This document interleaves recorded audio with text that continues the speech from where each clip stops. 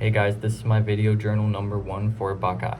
The first thing I noticed was how Dionysus was birthed from fire and the heavens, while Pentheus was birthed from earthly origins, which I found interesting as Pentheus fails to connect with his fellow Thebians, while Dionysus becomes more of a leader to them, which represents the powers of the gods and also more about Pentheus's and Dionysus's disdain for each other.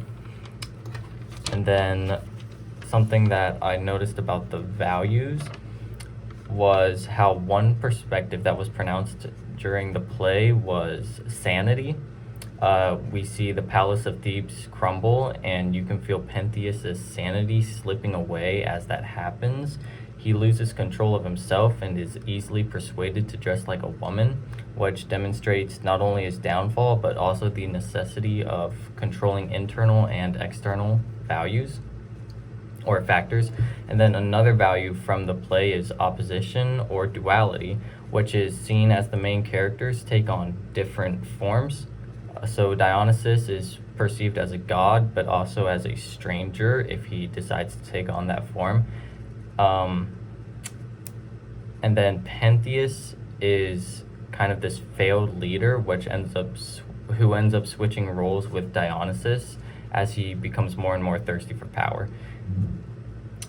Because of this opposition between the men and the women in the play, you see one side is kind of trapped in a city, while the other side is more free in the mountains and whatnot.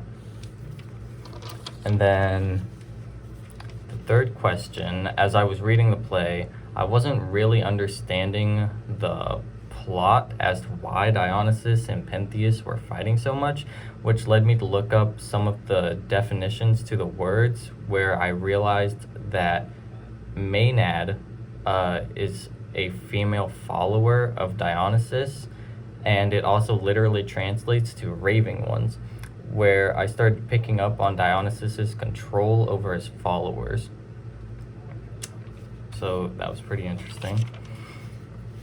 And then for the fourth question, in scene 3, we see that the Maenads sleeping peacefully, or they are sleeping peacefully, and then they act with joy around the cattle, kind of frolicking, letting down their hair, which is a sign of freedom, and even creating milk, wine, and honey out of rocks, which illustrates the freedom that women should have in the Greek era.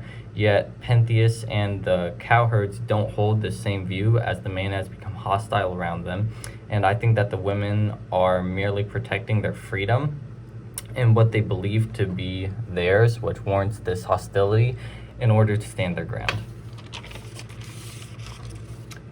For the fifth question, I think Elvis Presley is on the cover because he's like this young teen heartthrob. Like, all the girls are going after him, so he's a leader in that sense, which is why he would be on the cover, because Dionysus also possesses these same features as he becomes a leader, and you have the Maenad women following him.